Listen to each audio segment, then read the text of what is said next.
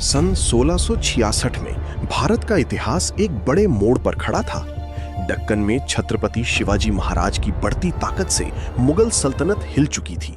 शहंशाह औरंगजेब जानता था कि तलवार से इस शेर को झुकाना नामुमकिन है, इसलिए उसने कूटनीति का जाल बुना और महाराज को आगरा आने का न्योता भेजा। अपने 9 साल के बेटे संभाजी राजे और गिने चुने वफादार सैनिकों के साथ महाराज ने आगरा की सरजमीन पर कदम रखा। माहौल में एक अजीब सी खामोशी थी। मुगलों के आलीशान महल की दीवारें जैसे किसी बड़ी साजिश की गवाही दे रही थीं और मराठा वीरों की आंखें हर खतरे को भांप रही थीं। 12 मई 1666 औरंगजेब के 50वें जन्मदिन पर दरबार सजा था, लेकिन जानबूझकर शिवाजी महाराज को तीसरी कतार में कम मनसबदार राजाओं के पीछे खड़ा किया गया। ये मराठा साम्राज्य के स्वाभिमान पर सीधा चोट था। महाराज का खून खौल उठा और उनकी आंखों में अंगारे उतर आए। भरे दरबार में सुल्तान की आंखों में आंखें डालकर महाराज ने इस अपमान का कड़ा विरोध किया। दरबार में सन्नाटा छा गया। आज तक किसी ने औरंगजेब के सामने इस तरह सर उठाकर बात करने की जुर्रत नहीं की थी। महाराज बिना विदा लिए गुस्से में दरबार छोड़कर बाहर निकल आए। औरंगजेब इस बगावत को बर्दाश्त नहीं कर सका। उसने तुरंत आदेश दिया कि महाराज और उनके साथियों को जयपुर भवन में नजरबंद कर दिया जाए। देखते ही देखते हजारों हथियारबंद मुगल सैनिकों ने उस आवास को चारों तरफ से घेर लिया। महाराज के लिए आगरा का वो महल अब एक अभेद्य किला बन चुका था। चारों तरफ मौत का पहरा था। पहरेदार इतने सख्त थे कि बिना तलाशी के एक परिंदा भी अंदर बाहर नहीं जा सकता था। औरंगजेब पीठ पीछे वार करने के लिए जाना चाहता था और महाराज जानते थे कि सुल्तान उन्हें जिंदा छोड़ने का इरादा नहीं रखता। समय बहुत कम था और खतरा हर पल बढ़ रहा था। ऐसी विषम परिस्थिति में भी महाराज ने अपना आपा नहीं खोया। संकट जितना बड़ा था, उनका मन उतना ही शांत था। उन्होंने समझ लिया था कि ताकत से नहीं बल्कि केवल अचूक कूटनीति और बुद्धिमानी से ही मुगलों के इस चक्रव्यूह को तोड़ा जा सकता है। एक गुप्त योजना पर काम शुरू हुआ। अचानक एक सुबह खबर फैली कि शिवाजी महाराज गंभीर रूप से बीमार हो गए हैं। उनके पेट में असहनीय दर्द था। हकीमों और डॉक्टरों को बुलाया गया, लेकिन महाराज की हालत बिगड़ती ही चली गई। मुगलों के पहरेदार खुश होने लगे कि अब उनका दुश्मन खुद ब खुद कमजोर हो रहा है। अपनी बीमारी को ठीक करने और ईश्वर का आशीर्वाद लेने के बहाने महाराज ने एक नई चाल चली।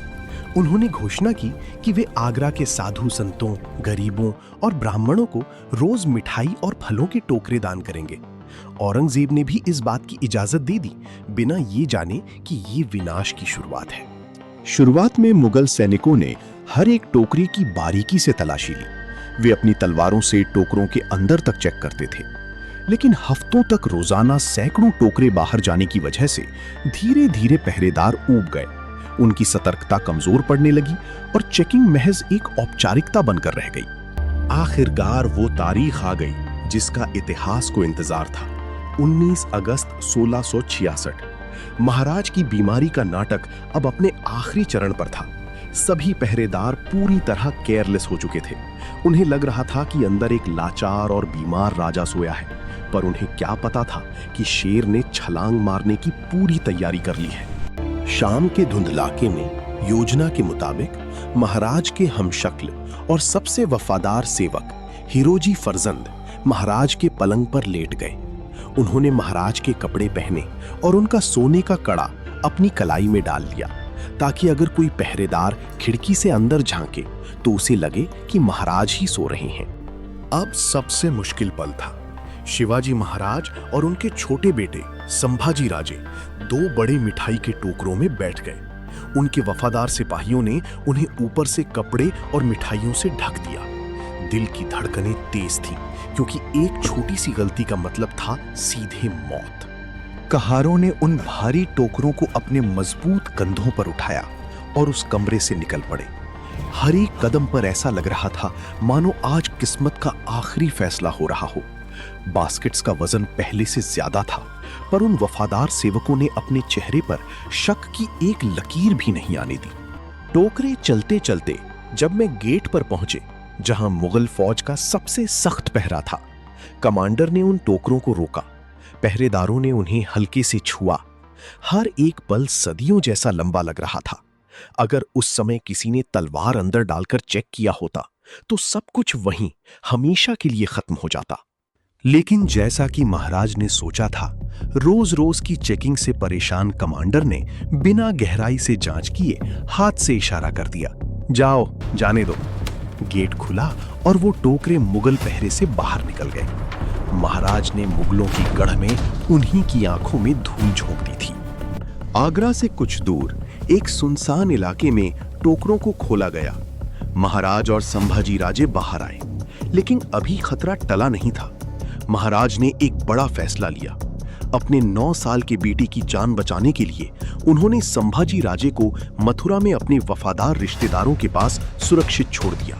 उधर जयपुर भवन के अंदर अगले दिन दोपहर तक हिरोजी फर्जंद पलंग पर लेटे रहे। जब भी कोई पहरेदार अंदर देखता, उसे लगता कि महाराज अभी भी सो रहे हैं। हिरोजी ने एक और चाल चली। उन्होंने एक छोटे बच्चे को बुलाया जो महाराज के पास रहता था और उसे हिरोजी के पैर दबाने को कहा ताकि सब कुछ नॉर्मल लगे। जब दोपहर हुई और हिरोजी को लगा कि छत्रपति शिवाजी महाराज आगरा से बहुत दूर निकल चुके होंगे, तब उन्होंने वहां से निकलने का फैसला किया। वो बड़े आराम से कपड़े बदलकर बाहर आए और पहरेदारों से बोले कि महाराज की दवाई लेने बाहर जा रही हैं। और कमाल की बात थी कि किसी ने उन्हें नहीं रोका। शाम हो गई पर अंदर से कोई आवाज नहीं आई। पहरेदारों को गहरा शक हुआ।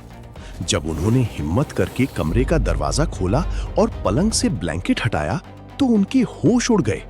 पलंग बिल्कुल खाली था। शिवाजी महाराज वहां नहीं थे। पूरी मुगल सल्तनत में हलचल मच गई। जब यह खबर दिल्ली के सुल्तान औरंगजेब तक पहुंची तो वो गुस्से से बिल्कुल पागल हो उठा। उसके हाथों से शराब का प्याला छूट गया। जिसे वो अपनी मजबूत कैद में समझ रहा था, वो उसकी नाक के नीचे से साफ निकल गया था। उसने तुरंत ही पूरे देश में हाई अलर्ट जारी कर दिया और हर नाके पर शाही फौज लगा दी थी। शिवाजी को जिंदा या मुर्दा पकड़ कर लाओ। औरंगजेब का ये आदेश सुनते ही हजारों मुगल घुड़सवार चारों तरफ दौड़ पड़े। आगरा से निकलने वाले हर रास्ते, हर जंगल और हर घाट पर कड़े पहरे लगा दिए गए। महाराज को ढूंढने के लिए सबसे तेज खोजी कुत्ते और शाही स्पाई चारों तरफ निकल चुके थे। महाराज जानते थे कि मुगल उन्हें दक्षिण यानी साउथ के सीधे रास्ते पर ढूंढेंगे, इसलिए उन्होंने मुगलों को भटकाने के लिए बिल्कुल उल्टा रास्ता चुना। वो सीधे महाराष्ट्र न जाकर नॉर्थ ईस्ट की तरफ यानी मथुरा, इलाहाबाद और काशी की तरफ निकल गए। उन्होंने अपना भेष भी पूरी तरह बदल लिया था। एक शाम महाराज और उनके साथी यमुना नदी पार करने के लिए एक घाट पर पहुंचे। वहां पहले से ही मुगल सैनिक हर एक नाव की जांच कर रहे थे।